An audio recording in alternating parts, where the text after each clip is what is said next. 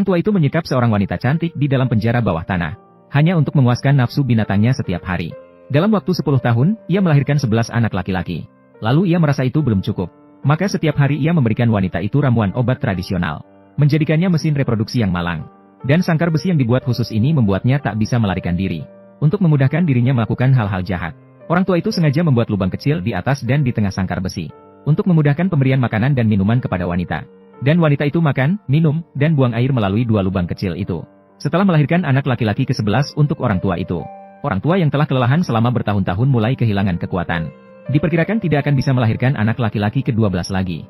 Maka ia berencana meninggalkan wanita itu di penjara bawah tanah sampai mati kelaparan. Namun siapa sangka, anak laki-laki bungsunya yang paling dicintainya melanggar perintah orang tua itu. Setiap hari diam-diam menjenguk ibunya. Maka wanita itu mengajarkan ilmu bela diri yang diciptakannya sendiri. Semua diajarkan padanya. 20 tahun berlalu dalam sekejap mata. Dengan kemampuan yang diajarkan oleh ibunya, anak bungsunya pun menjadi jenderal besar yang mengenakan baju besi perak dengan sekali langkah. Di bawah pimpinannya, pasukan negara Daichang menghancurkan 5 negara di utara. Pria itu kemudian diangkat menjadi Marsekal Agung Tianwei. Sejak itu, dia di atas segalanya. Bahkan tunangan yang diatur keluarganya untuknya juga diangkat menjadi pejuang terhormat karena keberhasilannya. Namun pria itu tidak pernah pulang selama bertahun-tahun saat melayani negara. Keluarganya tidak tahu prestasi besar yang telah dia capai. Akhirnya, kaisar wanita mengizinkannya pulang untuk berkunjung. Namun pria yang rendah hati itu tidak ingin diganggu oleh keluarganya. Maka dia berpakaian sederhana, bersiap-siap untuk pulang dengan identitas prajurit biasa. Namun sebelum dia tiba di rumah, tunangannya datang lebih dulu. Ternyata, tunangannya merasa dia adalah pejuang yang dipilih secara khusus. Hanya Marsekal Agung Tianwei yang pantas baginya. Maka dia menawarkan kompensasi 200 keping perak untuk membatalkan pertunangan. Sang kakek merasa bahwa ini adalah penghinaan dengan menggunakan uang. Hampir pingsan karena marah. Untungnya pada saat itu pria itu akhirnya tiba. Dia melompat untuk menopang ayahnya. Kemudian dia berbalik dan menanyai tunangannya. Apakah kamu merasa tidak pantas untuk keluarga mereka? Namun diinterupsi oleh pelayan di samping.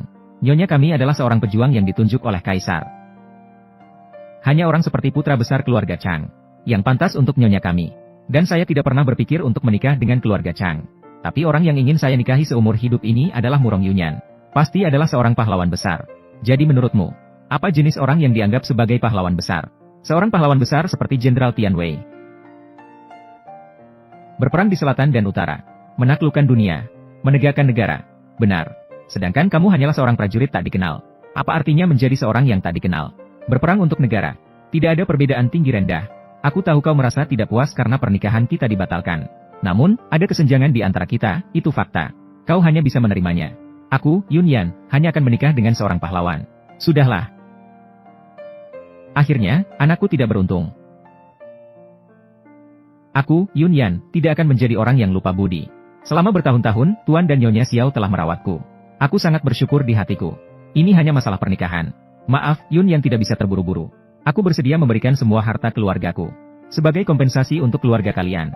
Jika itu belum cukup, kalian bisa meminta lebih. Tapi pernikahan ini tidak bisa dibatalkan. Murong Yunyan, keluarga Xiao tidak memerlukan kompensasimu. Seberapa berani burung elang untuk berkata tentang burung raksasa? Mereka yang mati di medan perang adalah pahlawan. Mereka juga adalah pahlawan. Terimalah. Seperti pepatah, kita mungkin tidak akan bertemu lagi di masa depan. Janganlah mengatakan panjang atau pendek antara kita. Saat itulah pelayan mulai bicara. Pemuda besar keluarga Lu juga tiba di sini. Dia langsung mengejek pria itu, menyebutnya kodok yang ingin makan daging angsa. Kemudian dia mengeluarkan selembar uang perak dan mulai merendahkan pria itu. Namun pria itu sama sekali tidak peduli dengan ejekan itu. Malah, dia mengeluarkan kertas dan pena, menulis kata, berpisah, dengan jelas. Murong Yunyan. Hari ini aku memutuskan hubungan denganmu. Bukan kamu yang membatalkan pertunangan kita. Aku hanya berharap suatu hari nanti kamu tidak menyesal. Kamu tidak tahu siapa aku, Xiao Changfeng. Kamu bahkan tidak tahu apa arti besarannya gudang yang luas ini. Jangan bicara tentang Hayo ini. Bahkan dengan gudang ini, aku juga bisa disebut sebagai pahlawan. Xiao Changfeng, apa hakmu untuk memutuskan hubungan denganku? Aku, Murong Yunyan, adalah seorang pejuang besar di gudang ini. Apa hakmu untuk menyebut dirimu pahlawan di hadapanku? Meskipun ini adalah pembatalan pertunangan. Ini pun keputusanku. Bukan keputusanmu. Kamu, jangan mengirim surat itu. Aku tidak menerima. Aku akan memberimu sedikit waktu lagi untuk memikirkannya. Setelah 3 kerajaan, aku akan mengadakan turnamen di Kabupaten Shuiwan untuk mencari suami. Aku akan memilih sendiri suami yang kuduga pantas untukku. Kamu juga bisa datang dan melihat. Apa itu seorang pahlawan sejati? Jika kamu tidak setuju, kamu bisa datang. Hai, gadis Yanyan. Tunggu aku. Ayo hati-hati dengan tangga. 3 hari berlalu dalam sekejap. Turnamen mencari suami tiba tepat waktu. Orang-orang di jalan sibuk berbicara. Mereka semua berpikir bahwa keluarga Xiao telah jatuh. Hanya untuk ditolak oleh calon suami yang berbakat dalam seni bela diri. Dan lagi, calon suami ini sangat tampan. Maka mereka berbondong-bondong mendaftar dengan impian membawa pulang kekasih cantik. Hanya melihat seorang pria kuat yang pertama kali tampil. Dengan raut wajah penuh keyakinan. Namun, dia kalah dalam 3 putaran pertama. Pada saat yang sama, pria dan adik perempuannya sedang berjalan-jalan di pasar. Mereka kebetulan melihat turnamen mencari suami dan memutuskan untuk bergabung. Maaf, boleh lewat. Maaf, boleh lewat. Saya lupa. Hari ini adalah hari kontes menarik hati untuk saudari Unyan. Kak. Bawa dia ke dokter. Rumah sakit. Hari ini Unyan menunggu pahlawan yang bisa mengalahkanku. Saya datang.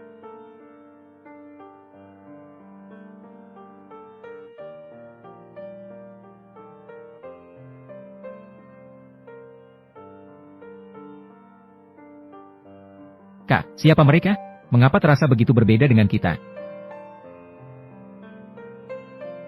Hai, pejuang dari dinasti Tang. Ternyata dia seorang wanita cantik. Aku ingin melihat. Aku akan menikahi pejuang dari negaramu, Wu, dan membawanya ke Nanmang. Bagaimana mungkin wajah negaramu, Chang, akan terjaga? Hahaha. Turunlah. Kurangi omong kosong, jika ingin bertarung, mari. Jika tidak ingin bertarung, diam. Gadis kecil, kau duluan. Aku akan menunjukkan padamu beberapa gerakan. Agar tidak ada yang mengatakan bahwa aku membuli seorang wanita. Tenang, aku tidak akan membalas. Hahaha. Penjahat yang bodoh.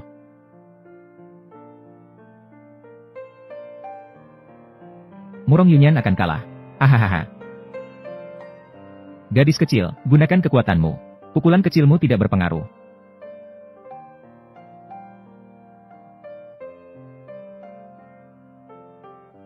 Tubuh orang ini keras seperti besi. Tuan Murong dalam bahaya. HMPH. Saya meremehkanmu sedikit. Tidak terduga kakimu masih cukup kuat. HMPH. Gadis kecil, bagaimana kalau saya memberimu beberapa pukulan lagi? Akhirnya kamu memukul tubuhku. Rasanya seperti sedang dipijat. Sangat nyaman hahaha.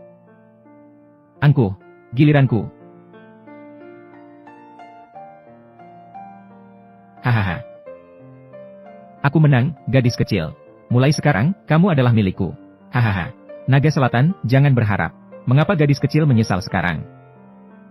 Jika kamu ingin menyesal, silakan. Aku akan memberimu kesempatan lagi. Heng, siapapun di sini yang bisa mengalahkanku.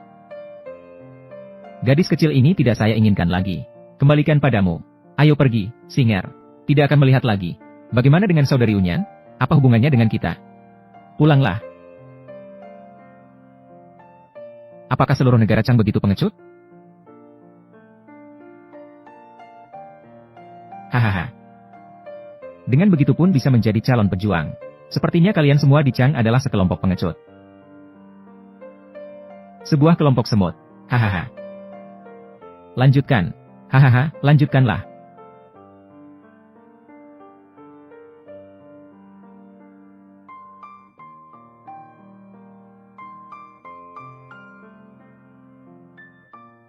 Mengapa belum ada yang bisa mengalahkan anak ular selatan ini? Sampai sekarang, akhirnya bertemu dengan orang yang berani datang dan mencari kematian. Murid keturunan ketiga dari Tian Fashi. Biksu Su Jingyu akan mengajari Anda trik-trik tinggi. Keledai botak mencari kematian.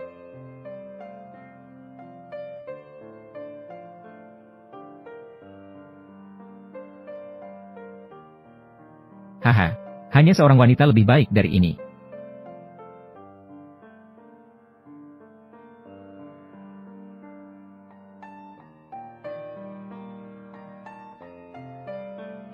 Bagus, kamu telah membuatku marah.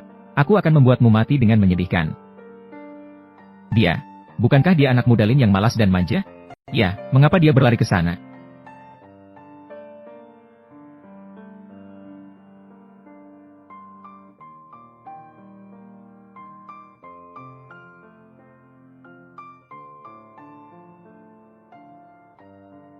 Jangan memaksakan diri. Ini lebih baik daripada menyerah biasanya. Ah, Mangzi terlalu kuat. Jika terus seperti ini, saudara ini mungkin akan kehilangan nyawanya. Negara Dachang bisa sampai sekarang. Itu adalah hasil dari darah yang ditukar oleh banyak prajurit. Kakekku. Kakekku mati di medan perang.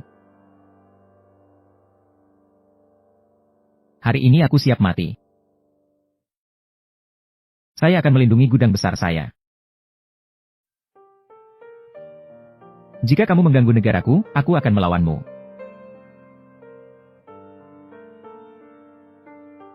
Untuk membangun hati bagi langit dan bumi. Untuk memberikan hidup bagi rakyat. Untuk meneruskan ajaran para bijak.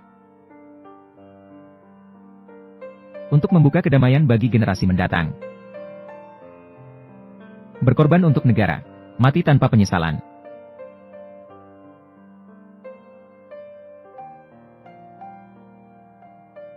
Apa yang membuat seseorang menjadi pahlawan? Apakah hanya orang yang memiliki kekuatan fisik yang luar biasa yang disebut pahlawan? Mereka yang gugur di medan perang. Orang-orang yang mati syahid juga bisa menjadi pahlawan. Anak ular selatan. Aku akan membiarkanmu merasakan kekuatan tuan kecilku. Tapi aku tidak tertarik untuk bermain denganmu.